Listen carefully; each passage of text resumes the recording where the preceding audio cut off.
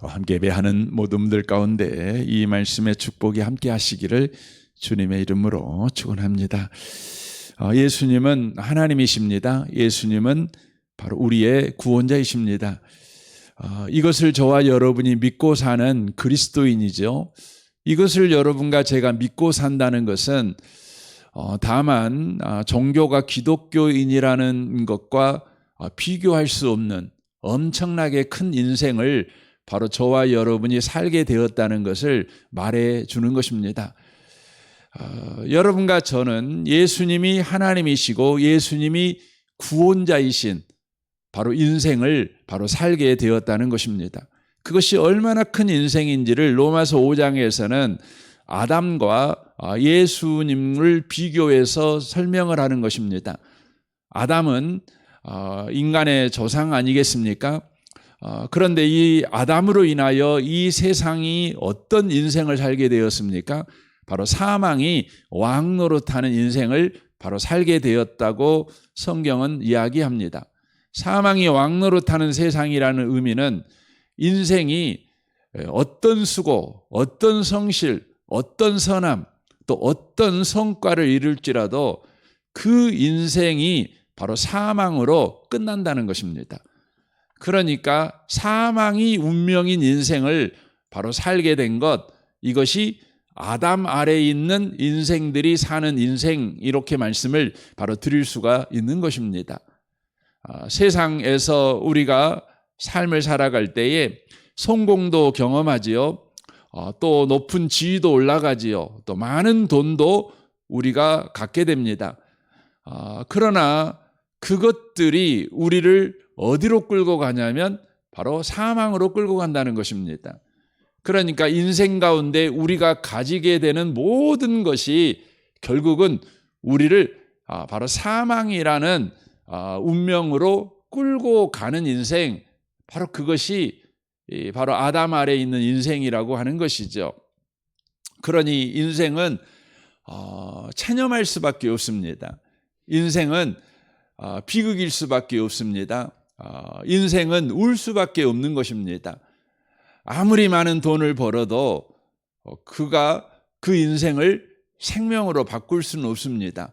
사망으로 가는 것입니다. 그러나 예수 안에 있는 인생은 어떻게 되었습니까? 생명이 왕노릇하는 인생이 되었다. 이것이 예수 안에 있는 인생이라는 것을 이야기합니다.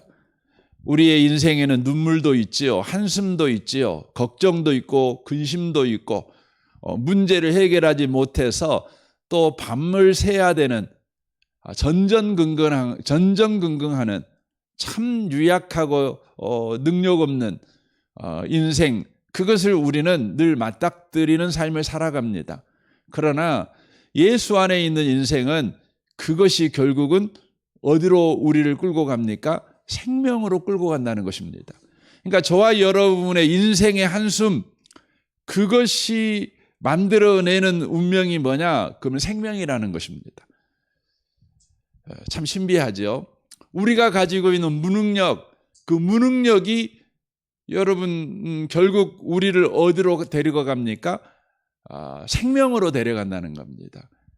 이게 예수 안에 있다는 것입니다. 여러분 아담 안에 있는 인생은 아무리 능력이 있고 성공을 하고 굉장한 성과를 이루었을지라도 그 끝은 사망입니다. 그러나 예수 안에 있는 사람은 아무리 많은 눈물이 있고 아무리 많은 근심에 짓눌러 인생을 살았을지라도 그 운명이 생명이라는 것입니다. 이게 뭡니까? 예수를 하나님으로 믿고 예수를 구원자로 믿는 그리스도인들의 인생이라는 것입니다. 그러므로 예수 믿는 사람의 인생은 위대한 인생입니다. 영광스러운 인생입니다. 여러분이 현재 겪고 있는 수많은 일들이 있지만 그 일로 인하여서 여러분과 제가 고통을 받고 고난을 받고 있지만 현재에 받는 고난은 장차 받을 영광과 비교할 수가 없는 것입니다. 왜냐하면 예수가 하나님이시니까. 예수님이 바로 구원자이시기 때문에 그런다는 것입니다. 우리가 예수 안에 있는 이 큰 믿는 자의 인생을 알지 못하는 까닭에 또 그것을 보면서 하루하루를 살아가지 못하기 때문에 우리는요, 조그마한 일에 낙심하고 조그마한 일에 우리는 절망을 하지요. 그렇게 살아갑니다. 통 크게 못 삽니다. 담대하게 못 살아갑니다. 뭐 그럴 수도 있지. 이렇게 넉넉하게 못 살아갑니다. 그것이 해결되지 않으면 곧 죽을 사람 같이, 곧 망할버릴 사람 같이 조그마한 문제에 붙잡혀서 우리가 그렇게 인생을 살아갑니다. 주님은 우리에게 말씀하십니다. 너는 예수 안에 있어. 예수가 하나님이야. 예수가 구원자야. 그러니까 너 통 크게 살아도 돼. 너 믿음으로 살아도 돼. 너 소망 가지고 살아도 돼. 또 이웃을 넉넉하게 대해도 되고 용서하며 살아도 돼. 이렇게 말하는 것이죠. 너를 힘들게 했던 그 사람이 너를 망하게 하지 못해. 왜냐하면 그는 사람에 불과해.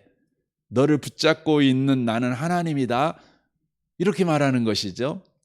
너를 실패하게 만든 사람 같은 그 사람은 그냥 자기 인생을 어찌할 바를 몰라서 전전긍긍하는, 자기 인생 하나 책임지지 못하는 그런 인간에 불과해. 그러나 너는 나의 안에 있어. 너를 붙잡는 나는 구원자다. 이렇게 말씀하시는 것이죠. 그러므로 여러분과 제가 매일매일의 삶을 우리의 현실 가운데서 살아갈 때에 우리가 반드시 붙잡아야 되는 것, 알아야 되는 것이 있어요. 그게 뭐냐면 예수님이 하나님이시라는 것입니다. 예수님이 구원자라시라는 것이죠. 어떤 문제를 만났어요? 근데 여러분이 그 문제 가운데 반드시 알아야 될 게 뭡니까? 이 문제를 해결하는 방식입니까? 이 문제가 어떤 손해를 내게 끼칠 것인가? 이겁니까? 아닙니다. 예수님이 하나님이신가? 예수님이 구원자신가? 이걸 여러분과 제가 아는 것입니다. 이게 천배 만배 중요한 것입니다. 여러분 다니엘이 사자굴 속에 들어갔잖아요. 여러분 사자굴 속에 들어간다는 게 얼마나 겁나는 일입니까? 어렸을 때부터 내가 키웠던 사자가 아니에요. 배고픈 사자 아닙니까? 무엇이든지 먹을 수 있는 거라면 한 입에 삼켜버릴 준비가 된 그 배고픈 사자가 있는 굴에 다니엘이 들어가게 되는 거죠. 그런데 다니엘은 어때요?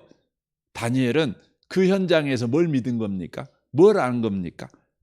사자를 어떻게 다룰까? 이게 지금 다니엘에게 필요한 겁니까? 그 배고픈 사자를 어떻게 얌전하게 만들까? 그 기술이 다니엘에게 필요합니까? 아닙니다. 다니엘에게 필요한 건 뭡니까? 지금 우리와 나와 함께 계신 분이 하나님이시다. 그분이 구원자다. 이걸 아는 게 중요한 것입니다. 느부갓네살이 7배나 뜨거운 풀무불을 붙여놓고 다니엘의 세 친구에게 요구하지요. 야, 내 신상 앞에 그냥 한 번만 절해. 그러면 다 봐줄게. 나머지는 네가 집에 돌아가서 하나님을 믿든 말든 내가 그 부분은 관여하지 않을게. 한 번만. 이렇게 많은 사람들이 지금 보고 있는데 나도 체면이 있지. 내 체면 좀 세워주라. 그러는 거죠. 근데 세 친구가 하는 말이 뭡니까? 거기서 말하는 건 불이 얼마나 뜨겁냐, 불 속에서 어떻게 살아남느냐, 그걸 아는 게 중요한 게 아니었어요. 뭐가 중요했냐면 그들의 고백을 통해 아는 건 뭐냐면 하나님이 누구신가를 아는 거였어요. 하나님이 누구신가, 이걸 아는 것이었어요. 여러분, 오늘 여러분에게 아주 긴급하게 알아야 될 것이 있어요. 그건 뭐냐면 예수님이 누구신가예요. 오늘 여러분 하루를 여러분 살아가야 됩니다. 많은 사람을 만나고 또 많은 일을 만나게 될 것입니다. 여러분의 능력을 넘는 일도 만날 수 있을 것이고 여러분의 능력 안에 있는 일도 만나게 되겠죠. 좋은 일도 만날 수 있고 또 안 좋은 일도 만날 수 있겠죠. 그러나 저와 여러분에게 필요한 것은 인생을 살아가는 어떤 지혜가 필요한 게 아니라 테크닉이 필요한 것이 아닙니다. 기술이 필요한 것이 아닙니다. 하나님을 아는 것이 필요합니다. 예수님을 아는 게 필요합니다. 그게 뭡니까? 요한복음 17장에 보니까 그게 바로 영생이다. 그게 바로 주님과 좋은 관계로 인생을 살아가는 거다. 그렇게 말합니다. 영생이라는 것은 뭡니까? 포도나무에 가지가 붙어 있는 것. 가지가 나무에게서 떨어지지 않고 붙어 있는 상태, 이게 바로 영생입니다. 붙어 있으면 되지요. 가지에 나무가 붙어 있으면 여름이 여러분 얼마나 덥습니까? 봄날이 얼마나 변덕이 심합니까? 겨울이 얼마나 혹독합니까? 근데 놀라운 것은요, 여러분 나무에 붙어 있는 가지에게 여러분 모든 계절은요 할 일을 합니다. 제 몫을 다해요. 여름 이 봄날의 변덕도, 여름날의 그 뜨거운 햇볕도, 겨울날의 그 추운 찬바람도요 나무에게요 열매를 맺도록 제 몫을 다해요. 겨울을 어떻게 이겨낼까의 지혜가 필요한 게 아니에요. 봄날을 어떻게 뭡니까? 중국에서 몰려오는 뭔 바람이죠? 황사를 어떻게 견뎌낼까? 이게 문제가 아니에요. 뭐가 중요해요? 붙었냐 안 붙었냐가 중요한 거예요. 근데 붙었냐 안 붙었냐를 성경적으로 말하면 네가 하나님 아냐? 예수님이 하나님인지 아냐? 이거라고 성경은 이야기해요. 예수님께 붙였다 안 붙었다. 그건 내가 예수님이 하나님이신가? 구원자신가? 이걸 여러분과 제가 아는 거예요. 아는 사람은 붙어 있는 거예요. 그러면 여러분에게 주어진 오늘 하루에 여름 같은 일, 겨울 같은 일, 봄 같은 일이요. 다 뭐예요? 몫을 할 것입니다. 제 몫을 할 것입니다. 놓치지 마셨으면 좋겠습니다. 오늘 이 마태복음 9장이 그걸 이야기하는 겁니다. 예수님이 누구신가? 지금 이 마태복음은 계속 그 이야기를 하는 거예요. 예수님이 누구신가? 여러 경우를 들어갖고 예수님이 누구신가? 이 앞지는 중풍병자를 고치시는 분을 통해 예수님이 바로 누구신가? 지금은 뭘 이야기합니까? 이 세리를 부르시는 예수님을 통해 예수님이 누구신가? 그리고는 오늘 본문에서는 이 세리와 죄인과 함께 밥을 먹는 그 예수님은 누구신가? 바로 그분은 하나님이시다. 그분은 구원자시다. 이걸 말하는 것입니다. 그래서 여러분, 예수님이 죄인과 세리와 밥을 먹어요. 이것은 예수님이 하나님이시다, 구원자시다, 이것을 분명하게 이야기를 하고 계시는 바로 장면이라고 하는 것이죠. 이것은 예수님께서 바로 밥으로 오신 분이시다, 이것을 바로 말씀해 주고 있는 것이죠. 죄인과 세리와 예수님이 이 밥을 드십니다. 그것이 어떤 의미인지를 12절부터 쭉 설명을 합니다. 건강한 자에게는 의사가 쓸데없고 병든 자래야 쓸데있느니라. 그러니까 세리와 죄인에게 지금 병 고치는 일을 하고 있는 것이죠. 고쳐주는 일을 하고 계시는 거죠. 식사가 무슨 일이냐? 고쳐주시는 일을 하고 있는 거예요. 또 식사가 뭡니까?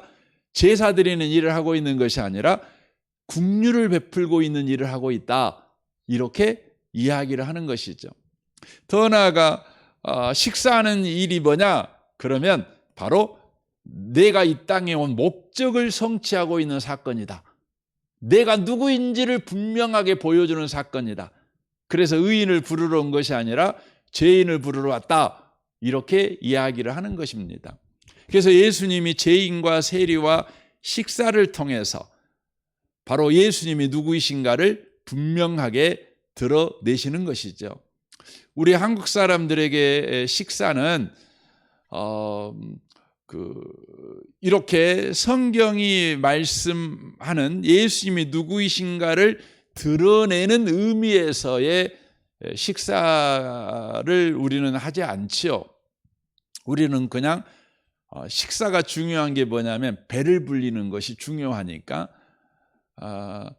우리의 인사가 그런 거 아닙니까? 배고팠을 때의 우리의 인사는 식사하셨습니까? 이게 우리나라 인사말 아닙니까?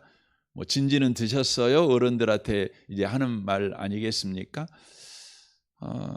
그거였죠. 우리는 배 채우는데 급급한 인생을 여러분 한반도 5,000년 역사에서 지내왔죠. 아직도 우리에게는 그런 습성이 남아가지고 가장 다정한 인사 중에 하나가 뭐냐면 식사하셨어요? 점심은 맛있게 드셨어요? 뭐 이런 거 아니겠습니까? 여러분과 저도 안녕하세요 이 인사보다는 밥 드셨어요? 그럼 좀 친밀한 느낌이 들지 않습니까? 근데 유대인들에게 식사는 다만 배를 채우는 것이 아니라 관계예요, 관계. 유대인들의 식사는 관계입니다. 물론 우리나라에도 관계죠. 관계가 중요하죠. 식사의 의미 가운데 들어가 있죠. 근데 유대인들에게는 식사의 의미가 훨씬 이 관계의 의미가 큽니다. 그래서 식사는 유대인들은 아무나 하고 아무나에게나 하지 않는다는 것입니다. 어느 목사님이 미국에 유학을 갔어요. 유대인 친구를 사귀었는데 본인이 밥을 사주겠다 해도 밥을 안 먹고 또 2년이 지나고 3년이 지났는데도 그 친구가 자기한테 밥 먹자고 한 번도 해본 적이 없대요. 예. 근데 한 5년이 넘는 어느 날 그 친구가요, 오늘 내가 너하고 밥 먹고 싶어 이렇게 이야기를 했대요. 우리는 처음 시작을 할 때 밥을 먹잖아요. 그렇잖아요. 처음 시작할 때 친구로 사귀고 싶으면 밥 먹는 겁니다. 그러니까 우리는 시작점이 밥이잖아요. 그런데 유대인들한테는 뭐냐면 그것이 친구라는 확증, 이게 밥 먹는 겁니다. 당신은 나의 친구입니다. 이렇게 바로 확증하는 것입니다. 유대인들에게 친구는 그것은 생명을 서로 지켜주는 관계, 생명을 서로 나누는 관계를 바로 이야기하는 것입니다. 그런 까닭에 예수님께서 세리와 죄인들과 식사하셨다는 것은 바로 죄인들의 생명을 예수님이 먹고 예수님의 생명을 그들에게 주는 것을 이야기하는 것입니다. 서로를 먹는 걸 이야기하는 것입니다. 그래서 예수님께서 어떻게 하십니까? 죄인과 세리들을 먹습니다. 그들에게 뭐가 있는 거죠? 죄이죠, 죄. 그들의 죄를 먹습니다. 그리고 예수님의 생명을 그들이 먹죠. 예수님이 가지고 있는 생명은 뭡니까? 아닙니까? 그러니까 그 식사 시간이 어떤 의미를 가지고 있었냐면 예수님이 죄인의 죄를 먹고 죄인들은 예수님의 의를 바로 먹는 시간이었다고 하는 것입니다. 그래서 갈라디아서 말씀에 이렇게 이야기를 고린도후서에서 5장 21절에 이렇게 말합니다. 하나님이 죄를 알지도 못한 이를 우리를 대신하여 죄로 삼으신 것은 우리로 하여금 그 안에서 하나님의 의가 되게 하려 하심이라, 이렇게 이야기를 하고 있는 것이죠. 사랑하는 성도 여러분, 여러분과 제가 예수를 믿는다는 것은 예수께서 내 죄를 먹으시고 우리는 예수님의 의를 먹은 관계가 되었다는 걸 이야기하는 것입니다. 얼마나 신비합니까? 내 죄를 먹었어요. 내 사망을 예수님이 먹어버리셨어요. 그리고는 나에게 예수님의 의와 생명을 우리에게 주신 거예요. 여러분과 제가 건강관리 중요하잖아요. 근데 건강관리에서 가장 중요한 거, 운동보다 더 중요한 게 뭐예요? 먹는 거죠. 먹는 거. 먹는 것이 더 중요합니다. 운동 당연히 중요하죠. 그러나 여러분 더 중요한 게 뭐냐면 먹는 겁니다. 그래서 암 걸린 환자에게 의사가 이야기하는 내용이 뭐예요? 잘 드시라고. 무엇이든지 잘 드시라고. 암에게 좋은 거 먹지 말고. 암이 좋아하는 건 뭐예요? 차가운 것이잖아요. 암이 좋아하는 거. 뭐 술, 뭐 독 이런 거 암이 좋아하잖아요. 그러니까 그런 거 먹지 말고 당신 몸이 좋아하는 거. 당신 몸이 좋아하는 거 마음껏 먹으시라고. 그렇습니다. 그래서 세계적인 암 권위자이신 분이 강의하는 거 제가 들어본 적이 있는데 그분이 그런 말 하시더라고요. 암 걸린 사람이 애 죽냐? 그러면 대부분 그 영양결핍으로 죽는데요. 예, 그러니까 못 먹어서 죽는 거예요. 못 먹어서. 예, 그러니까 암을 치료하려면 잘 먹으셔야 돼요. 잘 드셔야 돼요. 먹기 싫어도 억지로라도 먹으셔야 돼요. 이게 중요하죠. 주님은 저와 여러분에게 바로 영생을 주는 양식이십니다. 그래서 주님께서 뭐라고 말하면 나는 하늘에서 내려온 산떡이다. 음료다. 나 먹으면 영생해. 그러는 것입니다.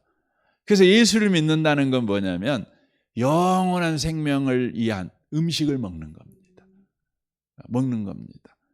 여러분 오늘 하루를 여러분 살아갈 때도 예수 먹고 사셨으면 좋겠어요. 예수를 어떻게 먹습니까? 예수가 누구인지를 여러분과 제가 알고 사는 것입니다. 예수님과 바른 관계. 예수님이 하나님이시지. 나는 그분 안에 있어. 예수님이 구원자시지. 나는 지금 그분의 손에 붙잡힌 인생을 살아가고 있어.